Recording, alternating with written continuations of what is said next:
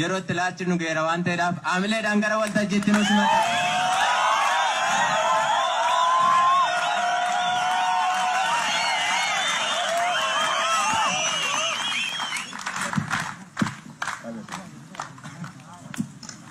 Aya, ol ka'uu dadhabeen ture.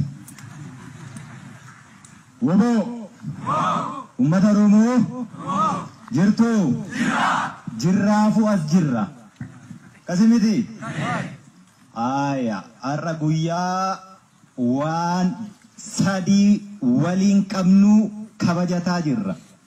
Tokko bara haaraa bara 2020 gara bara 2021tti guyyaa ceenee jijjiirraa bara haaraati baga ittiin singae.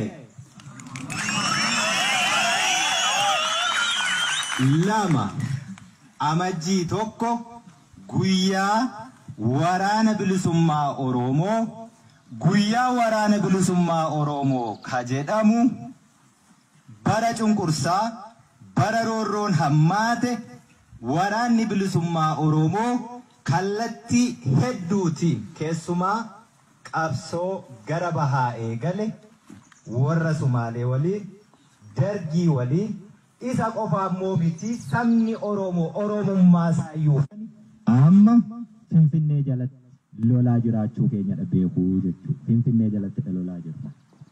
Ni qabatta? Ni shakkita? Ni qabanna. Shakkiin tokko iyyuu hin jiru.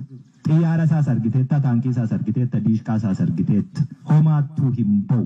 Kilaashiin jala siqanii lolanii jechuudha. Isa immoo beektaa muuxannoo isaatti qabdaa. Ati sanaaf cuuphamteetu baate. Yeroon kun immoo yeroo dhaloota kanaati dibata qabnaa, kakuu qabnaa, ni injifannaa jechuudha. Shakkiin qabnu sanarraa tokkoyyuu. Sanarraa shakkii tokkoyyuu hin qabnu jechuudha. Bifa kamiinuu yoo ta'e Oromoof nuti toluma duuna. Toluma duuna. Isa nu jibbuufis lubbuu laanne, isa nu jaalatuufis lubbuu laanne. Isa nu jaalatu immoo waliinidha lubbuu laanne. Waliinidha lubbuu laanne. Rakkoo sadarkaa kophee ofii nyaatanii qabsaa'uu irra hin jirru nuti galanni uummata Oromoo miileena sanaaf haa ta'u. Isa du'ee nu jiraachise. Kanaaf yoomiyyuu taanaan duuba deebiin hin jiru. Itoophiyaan har'aa raafamaa jirti akka aannanii. Itoophiyaan raafamtu kana ni raafna, raafamuus qabdi. Yoo raafamuu baatte aannan qammane taati. Aannan qammanee ajaa'ee ni bada. Akkas taate raafamuun dirqama. Yoo raafamte immoo dhadhaa fi dhama baachi keessaa. Kanaaf nuti raasnee dhadhaa sana baasuu qabna. Galata nurraan qabdanii galanni keessan bilisummaa Oromoo kaaqee nagaa jiraattan. Daa'imni shamarran hawwan keenya nagaan bobba'anii bishaan dhaqanii qoraan dhaqanii mana baaburaa dhaqanii gabaa bahanii bir'annaa tokko malee nagaan deebi'an nagaa akkasiiti waan ta'eef bilisummaan kan dhufu galanni keessan bilisummaa sana haa ta'u jechuudha. Bakka jirtanitti akkuma siyyaamanitti keessummaa isumasin nu keessummeessitan sin keessummeessina iddoo tokkotti nu deemaa jedhanii bakka sanatti deema.